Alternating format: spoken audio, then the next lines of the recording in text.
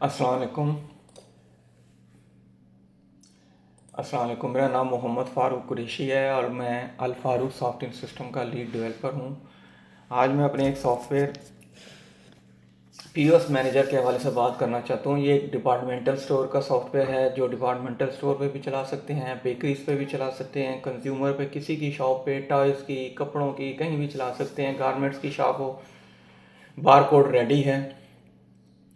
तो multiple cash counters चला सकते हैं। जैसा मेरा एक क्लाइंट है, उसके पास 8 कैश काउंटर्स चल रहे थे। मल्टी फ्लोर का उसका डिपार्टमेंटल स्टोर था, यानी ग्रोसरी के ऊपर अलहदा से बिठाया हुआ है, क्रॉकरी के ऊपर अलहदा बिठाया हुआ है सेक्शन के ऊपर, गारमेंट्स के सेक्शन पे अलहदा है। तो इसी तरीके से मल्टीपल जो है आप cash counters network based application है। अकाउंट्स के अंदर अलहदा से सिस्टम के ऊपर सॉफ्टवेयर चल रहा है। तो एक मैच्योर्ड और बैटल टेस्टेड ये सॉफ्टवेयर है।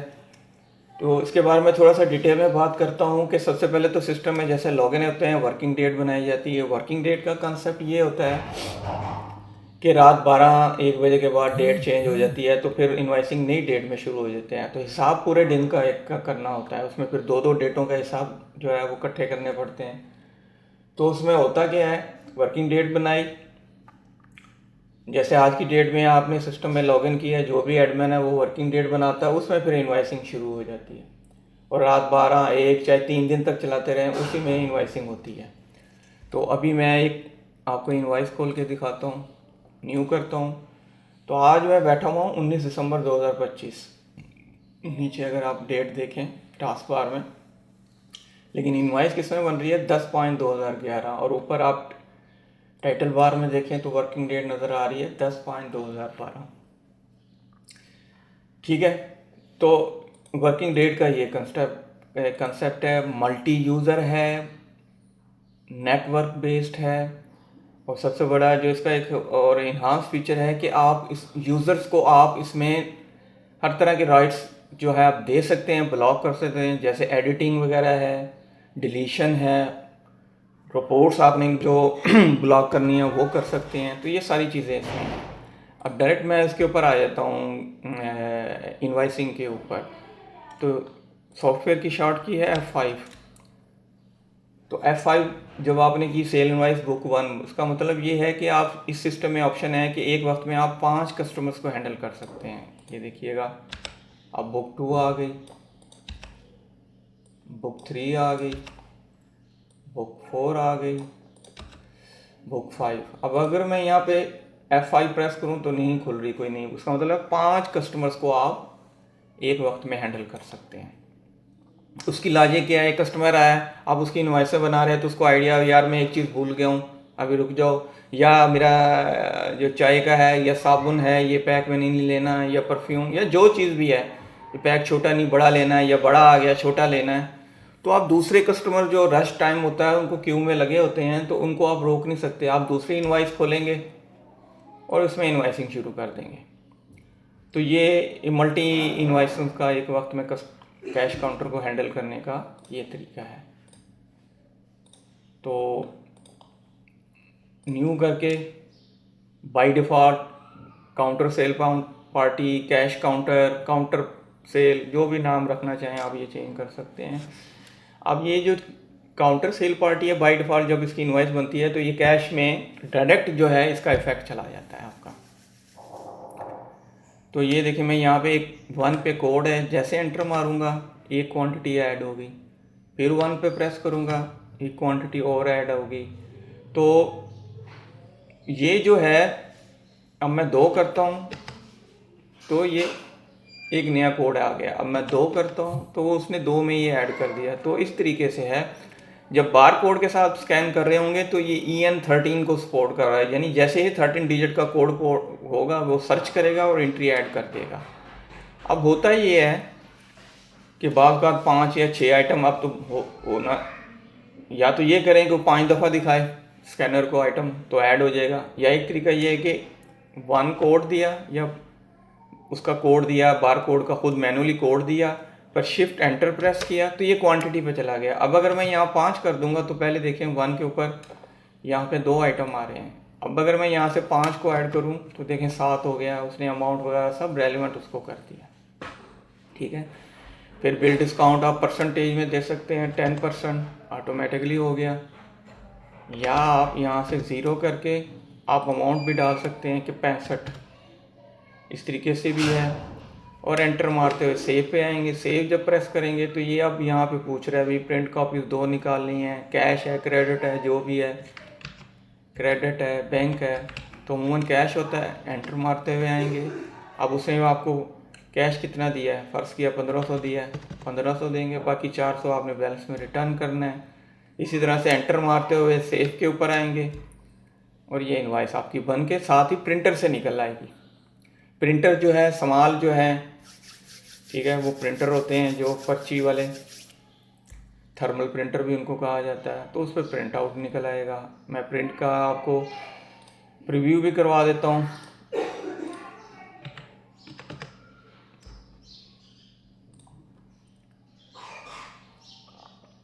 तो ये प्रीव्यू है सर, ऊपर नाम आ जाएगा, ये सारा कुछ इसी तरीके से, इनवाइस, ये वो सारा कुछ, ठीक है, आइटम्स का इस तरीके से आ जाएगा। तो ये प्रिंट हो जाएगा। अभी मेरे पास प्रिंटर A4 है, अगर ये प्रिंटर इस पर थर्मल होगा तो साइज भी एग्जैक्ट वैसे आ जाएगा। तो ये सर कंसेप्ट है अभी इन्वेंट्री का। अब हम आगे जाते हैं कि इसमें सेल रिटर्न भी है। रिटर्न आ गया तो आप रिटर्न डाल सकते हैं, उसको पैसे रिटर्न कर देंगे। कुछ लोग आए थे रिप्लेसमेंट के लिए, इनवाइस बन गई तो कोई मसला हुआ तो उन्होंने रिप्लेस कराना, तो फिर इस सिस्टम में रिप्लेसमेंट का भी है। न्यू करेंगे, यहाँ पे एक आइटम है वो मैनेज हो गया। अब वो जो उसकी रिप्लेसमेंट है, सेल क्या कर रहे हैं, 2 नंबर आइटम, ये 2 नंबर हो गया। यहाँ पे भी डिस्काउंट ये वो सारा कुछ डाल के और सेव करेंगे। अब आपने कैश टू रिसीव है, अगर यहाँ पे मैं इसको,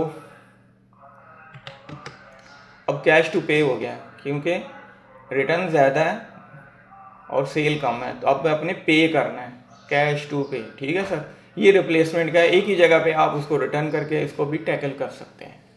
और जब प्रिंट करेंगे तो ऑब्वियसली उसमें सेल और रिटर्न दोनों पोर्शन आ रहे होंगे।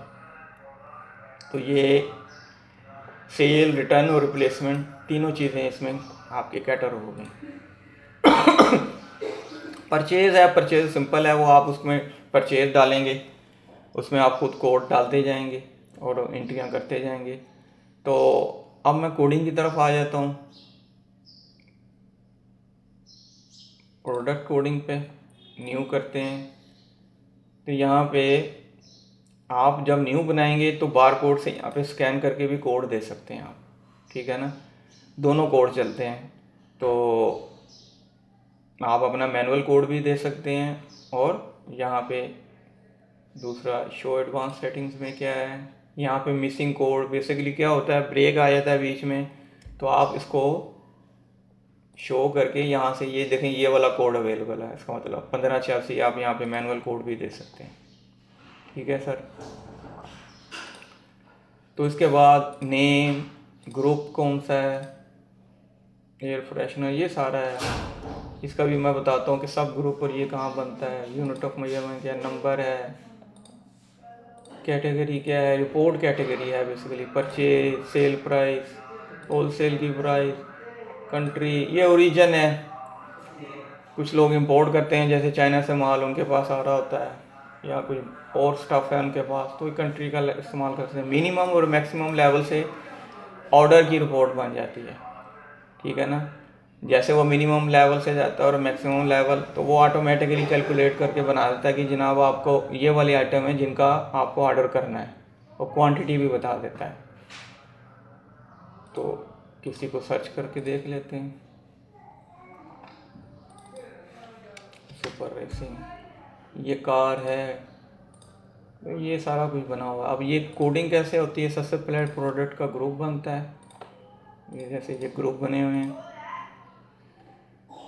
Baby accessory, bath tube, beauty boxes, birthday party, centre carpet, child chair, clock, computer accessory, ये सारे crockery, decoration, detergent, diapers, electronics, fitness, food. हाँ, उनके पास फिटनेस आइटम्स के भी हैं थे क्लाइंट्स के पास। तो ये सारा आप पहले मेन ग्रुप बनाएंगे, फिर आप उसके बाद जाके सब ग्रुप बनाएंगे कोडिंग के अंदर, प्रोडक्ट सब ग्रुप्स न्यू करेंगे। सर्च करवा लेता हूँ, न्यू नहीं करता, एयर फ्रेशनर। अब एयर फ्रेशनर उन्होंने ग्रुप हाउस होल्ड में डाला हुआ है, ठीक है। तो ये तरीका है, इस तरह से प्राइस डाल के ये आइटम बन जाएगा आपका, और उसके बाद ये रेडी टू सेल हो जाएगा। इसमें एक चीज़ और है कि अगर आपके पास स्टॉक नहीं है तो वो बिकेगा नहीं, तो परचेज पहले मस्ट है, यानी इन हैंड होगा तो सेल होगा। तो ये परचेज होगी, परचेज उसी तरह से सिंपल फाई के पार्टी आपने बनाई होगी, उसका पार्टी कैसे बनानी है, कोडिंग में जाएंगे, न्यू अकाउंट कोडिंग,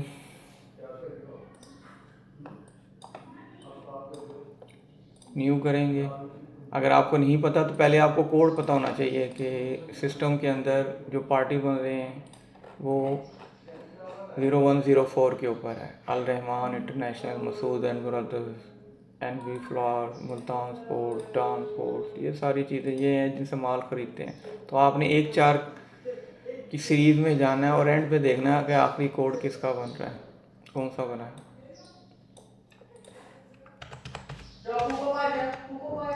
14570, तो आप यहाँ से इसको न्यू करेंगे और जो भी नेक्स्ट कोड है वो आप बना सकते हैं। ये इसमें देखें ये जंप लगाया हुआ उन्होंने, आप 0139 के ऊपर भी बना सकते हैं, 0104 0139, ठीक है।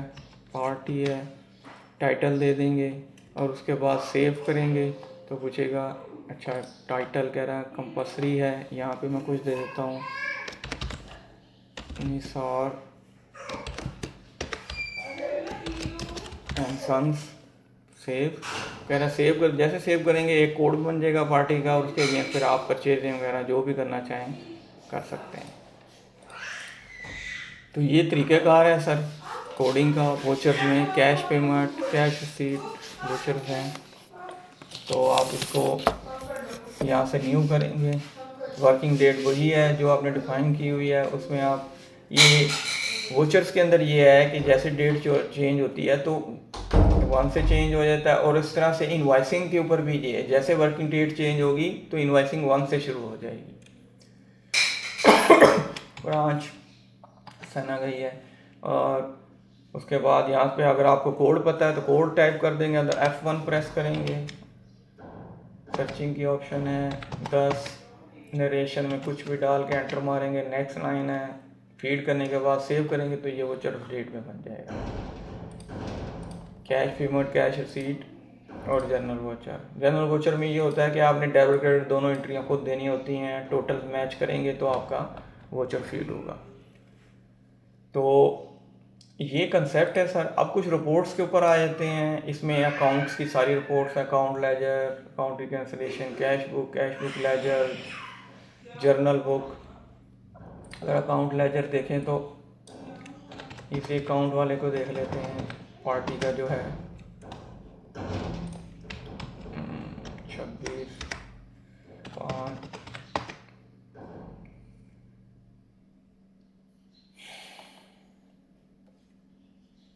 इधर से सेल इनवॉइस खोलते हैं, न्यू करते हैं 27/01 के ऊपर, माजरत। तो 27/01 ये किया, और इसको 01 इसकी डेट से देख के देखते हैं, बल्कि ये डेट आपको वर्किंग डेट वाली लेनी पड़ेगी, 10/5/2011, 10/5/2011। इसमें देखते हैं कि कुछ कंट्री जी हाँ डली हुई हैं। हम ज़रा थोड़ा सा पीछे चले जाते हैं, 01 से डाल के देखते हैं तो ये एंट्रियाँ आ जाती हैं इस तरह से, date, voucher number, type, brand, narration, यानी फिर इनवाइस का है, इस तरह से ये लेजर मेंटेन होता जाता है। तो ये तरीका है लेजर का। कैश बुक देख लेते हैं, 10/5 व्यू करते हैं तो ये कैश का है, लेफ़्ट साइड पर रिसीट है, पेमेंट्स है। 01 से देख लेते हैं, नहीं 01/01 करके देखते हैं डाटा मिले। इसमें शायद डाटा नहीं है इतना ज़्यादा,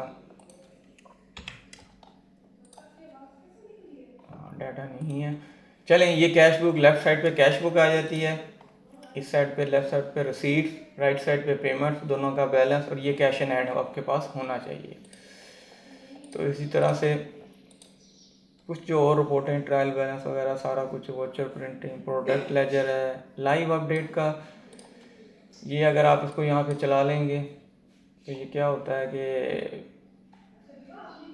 आपको बताता सेल क्या हुई है, डिस्काउंट, नेट, ये सारा कुछ क्या पास हुआ हुआ है इसके अंदर आ रहा होता है।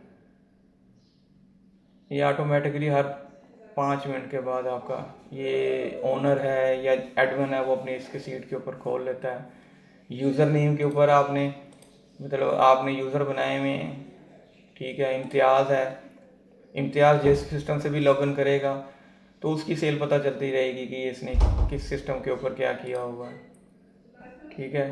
रिपोर्ट्स आ गई, फिर लाइव अपडेट्स में पोजीशन 2, ये इस वक्त रनिंग में नहीं है।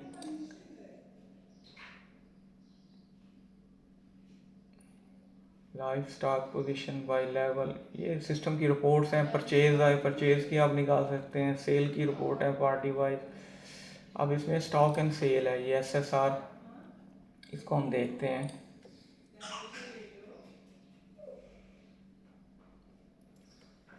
तो इसमें क्या है कि कोड, डिस्क्रिप्शन, आपकी purchase rate, sale rate, opening में क्या था, purchase, purchase return, sale, sale return, net sale क्या होगी, ट्रांसफ़र आउट, ट्रांसफ़र इन, और बैलेंस में क्या पड़ा हुआ है, और बैलेंस में उसके नीचे उसकी वैल्यू। तो आप इसको वेंडर लेवल पे ले सकते हैं, ग्रुप लेवल पे, सब ग्रुप पे, तो इसकी रिपोर्ट आप निकाल सकते हैं, स्टॉक की पोजीशन। इस तरह से sale party wise, product wise, daily sale, bill to bill, सारा आप इसमें सिस्टम में निकाल सकते हैं। ट्रांसफ़र रिपोर्ट्स, मिसलिनियस में परचेज ऑर्डर ऑटोमेटिकली आपका बन जाएगा। मिनिमम और मैक्सिमम लेवल अगर आपने डिफ़ाइन किया हुआ है तो देखते हैं ये क्या पोजीशन बताता है। ये देखने जैसे ये मिनिमम इसका ये होना चाहिए, मैक्स ये होना चाहिए। इन हैंड में 0 है तो 40 क्वान्टिटी से ऑटोमेटिक बना दी। तो ये जिसमें इन हैंड बना हुआ है इसको देखें, 12 होना चाहिए, 24 4 पड़ा हुआ है, तो इन मैक्स में से 4 माइनस करेंगे तो ये ऑर्डर 20 बना दिया। तो ऑटोमेटिक ऑर्डर भी सिस्टम आपका बना देता है। तो ये यहाँ अब तक का इसका है सिनेरियो। तो ये पहली वीडियो है, कोशिश करूँगा कि इसके आगे से जो चीज़ें, रिपोर्टें और चीज़ें हैं और यूज़र राइट्स और चीज़ें कैसे डिफ़ाइन करनी है, तो उसके ऊपर सेकंड वीडियो मैं ज़रूर इंशाल्लाह ताला बनाऊँगा। बहुत शुक्रिया, जज़ाकल्लाह, अल्लाह हाफ़िज़।